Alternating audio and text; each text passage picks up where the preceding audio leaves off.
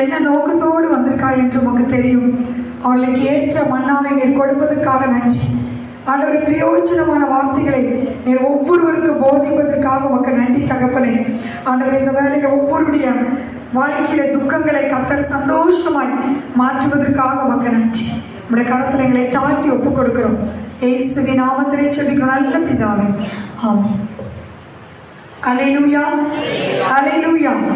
இந்த மாதத்தின் கடைசி வாரத்தில் வந்திருக்கிறோம். எத்தனை பேர் சந்தோஷமா இருக்கிறீங்க? எப்பக்கம் நெருக்கப்பட்டாலும் நம்ம ஒடுங்கி போவதில்ல.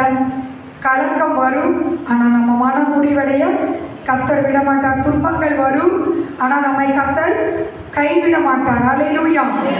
கர்த்தர் எனக்கு கொடுத்த வார்த்தை வெளிப்படுத்தின விசேஷம் 21:4 எடுத்து வாசிப்போம். வெளிப்படுத்தின விசேஷம் 21:4. அவருடைய கண்ணீர் யாவையும் தேவன் துடைப்பார். இனி மரணமும் இல்லை, துக்கமும் இல்லை, அழுதலும் இல்லை, வருத்தமும் இல்லை, முந்தினவைகள் ஒழிந்து போயின என்று விளம்பினது. இந்த நாளில் கர்த்தர் உங்களுக்காக கொடுத்த வார்த்தை, கண்ணீர் யாவையும் தேவன் துடைப்பார். அல்லேலூயா. நம்ம ஒவ்வொருடைய வாழ்க்கையிலும் கண்ணீரின் பாதையை கடந்து வந்திருக்கிறோம். இன்றைக்கும் அநேக காரியங்களை நினைத்து நம்ம கண்ணீர் வடித்து கொண்டிருக்கிறோம். யாருமே என் வாழ்க்கை முழுவதும் நான் சந்தோஷமா இருக்கிறேன்னு சொல்ல முடியுமா? சொல்லவே முடியும். நம்ம வாழ்க்கையில் ஏற்பட்ட இழப்புகள் நம்மை கண்ணீர் வடிக்க வைத்தது. திடீரென்று ஏற்பட்ட தோல்விகள், நிந்தைகள், அவமானங்கள், பரியாசங்கள் நம்மை கண்ணீரின் பாதைகளே நடத்தினது. ஆனால் ஆண்டவர் சொல்லுகிறார், கண்ணீர் யாவையும் தேவன் துடைப்பார். ஆண்டவர் உங்க முகத்தில் இருக்கிற நீரை கர்த்தர் இந்த காலை வேளையிலே துடைக்கிறவராய் இருக்கிறார். அல்லேலூயா. ஏசாயா 25:8 வாசிப்போம். ஏசாயா 25:8. கர்த்தராகிய தேவன்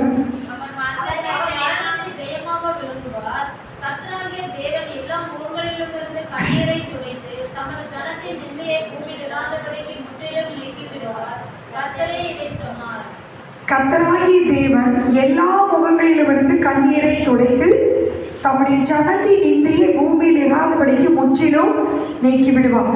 ஆண்டவர் இந்த நாளில் பாருங்க, நம்மளுடைய நிந்தையை நீக்கி போடுகிற தேவனாய் இருக்கிறோம். நம்முடைய வாழ்க்கையில நிந்தைகள் வரும்பொழுது நம்முடைய இறுதியுமே பிளந்துடும்.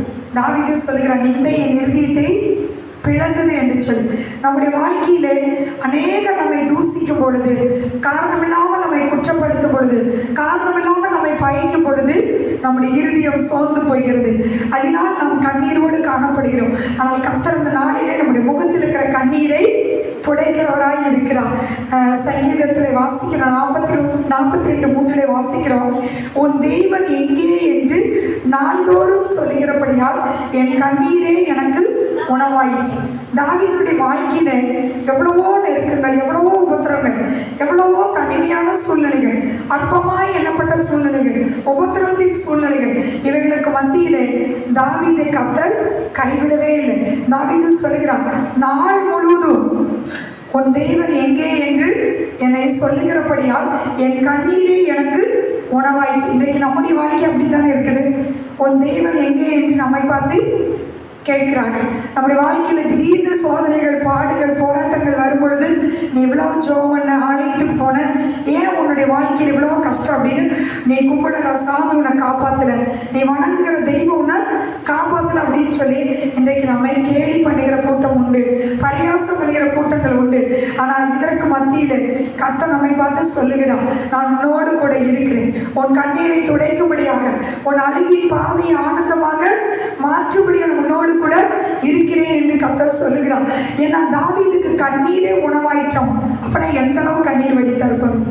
சங்கீதம் 6:6 வாசிக்கிறோம், ரா முழுவதும் என் கண்ணீரால் என் படுக்கையை ஈரமாக்கி என் கட்டளை நனைக்கிறேன் என்று சொல்றார். படுக்கையெல்லாம் ஈரமாக்கினாராம், கட்டளெல்லாம் நினைச்சாராம். அப்படின்னா எந்த அளவுக்கு அவர் கண்ணீர் வடிச்சிருந்தான். தாவீது ஒரு ராஜா தான். ஆடு மேய்த்த தாவீதை கர்த்தர் ராஜாவாக உயர்த்தி வைத்தார். ஆனால் தாவீதுடைய வாழ்க்கையில் ஏன் இவ்வளோ கண்ணீர்? சங்கீதம் முழுவதும் நீங்க வாசிச்சு பாருங்க. தாவீது தன்னுடைய வாழ்க்கையை அவ்வளோ அழகாக எழுதி வைத்திருக்கிறான். எப்பக்கம் தாவீதுக்கு நெருக்கம் வந்துச்சு. சவுல் தன்னை துரத்தி கொண்டே இருந்தான். தாவீது எப்பொழுதும் பயந்து கொண்டே இருந்தான். சத்துருக்களுக்கு மத்தியில தாவீது வாழ்ந்து கொண்டிருந்தான். தன்னை துன்பப்படுத்துகிற மனிதர்களுக்கு மத்தியில வாழ்ந்து கொண்டிருந்தான். அதனாலதான் பாருங்க, தாவீதுடைய வாழ்க்கையில கண்ணீரே உணவாயிற்று என்று சொல்லுகிறான். கட்டளை நினைக்கிற அளவுக்கு கண்ணீர் வடித்தான். ஆனால் தாவீது சொல்லுகிறான், கர்த்தரின் அழுகையின் சத்தத்தை கேட்டாராம். அல்லேலூயா. இன்னைக்கு உங்க கண்ணீரை கர்த்தர் கண்டேன் என்று சொல்கிறான். உங்க அழுகையின் சத்தத்தை கர்த்தர் கேட்டேன் என்று சொல்ல விசுவாசிக்கிறீங்களா? இத்தனை நாட்கள் நம்ம கண்ணீரோடு செபித்திருக்கிறோம். ஆலயத்துக்கு வந்து நம்ம கண்ணீரோடு செபித்திருக்கிறோம். நம்முடைய நொறுங்குண்ட இறுதியத்தை கர்த்தர் ஒருபோதும் புறக்கணிக்க மாட்டார். ஏனென்றால் ஆண்டவர் சொல்லுகிறார், உன் கண்ணீரை கண்டேன், உன் விண்ணப்பத்தை கேட்டேன் என்று சொல்லுகிறான். நம்முடைய முகத்தில் இருக்கிற கண்ணீரை மனிதர்களால் துடைக்க முடியாது. நம்ம ஒவ்வொருத்தரும் படும் பொழுது பாருங்க, மனிதர்கள் நம்மை அற்பமாக நினைப்பாங்க, நம்மை அருவருப்பாங்க, நம்மை பார்த்தீங்கன்னா தூற்றி திரிவாங்க. ஆனால் ஆண்டவர் அவருடைய முகத்தை நமக்கு மறைக்காத தேவனா இருக்கிறார். அல்லேலூயா. நம்ம எல்லாருக்கும் தெரிந்த பாடல், கண்ணீர் எல்லாம் துடைப்பார். கார்மேகம் போன்ற கஷ்டங்கள் வந்தாலும் கண்ணீரை கர்த்தர் துடைப்பார். அந்த பாடலை நாம் உற்சாகமாய் பாடுவோம். கண்ணீரெல்லாம் துடைப்பார், கண்மணி போல் காப்பார். கார்மேகம் போன்ற கஷ்டங்கள் வந்தாலும் கருத்துடன் உன்னை காத்திடுவார். கார்மேகம் போன்ற கஷ்டங்கள் வந்தாலும் கருத்துடன் உன்னை காத்திடுவார். பேசி அழைக்கிறார், பேசி அழைக்கிறார். அவனை உன்னை தம் கரங்கள் நீட்டி பேசி அழைக்கிறார். அவனை உன்னை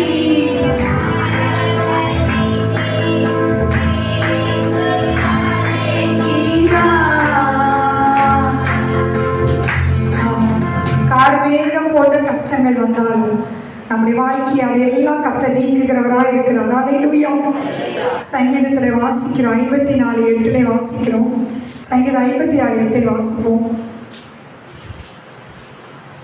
என் அலைச்சல்களை தேவரீர் எண்ணியிருக்கிறீர். என் கண்ணீரை உம்முடைய துருத்தியில் வையும். அவைகள் உம்முடைய கணக்கில் அல்லவோ இருக்கிறது. தாவீது சொல்லுகிறார், என் அலைச்சல்களை தேவரீர் எண்ணி இருக்கிறேன். என்னுடைய கண்ணீரை உம்முடைய துருத்தியில் வையும். அவைகள் உம்முடைய கணக்கில் அல்லவோ இருக்கிறது. நீங்க நினைக்கலாம், நம்ம வடிக்கிற கண்ணீரை யாருமே பார்க்கல.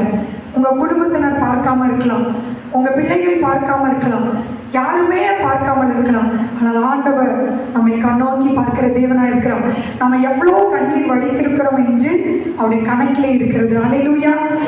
நம்ம வடித்த கண்ணீர் நமக்கு கூட கணக்கு வைக்க முடியாது. ஆனால் கர்த்தர் அவருடைய சமூகத்திலே பரலோகத்திலே அதை கணக்கு வைத்திருக்கிறாராம். அதனாலதான் தாவீது சொல்லுகிறான், என் அலைச்சல்களை தேவரீர் எண்ணி இருக்கிறேன். நம்ம அழைத்தது ஆண்டவருக்கு தெரியும். நீங்க எத்தனை நேரத்தில் வேலைக்காக அழைந்திருப்பீங்க, டாக்டர்கிட்ட ஒரு வியாதி வந்துவிட்டால் சுகம் கிடைப்பதற்காக அலைந்திருப்பீங்க, ஒரு பண தேவைன்னா அதுக்காக நீங்கள் அலைந்திருப்பீங்க. எத்தனையோ நேரம்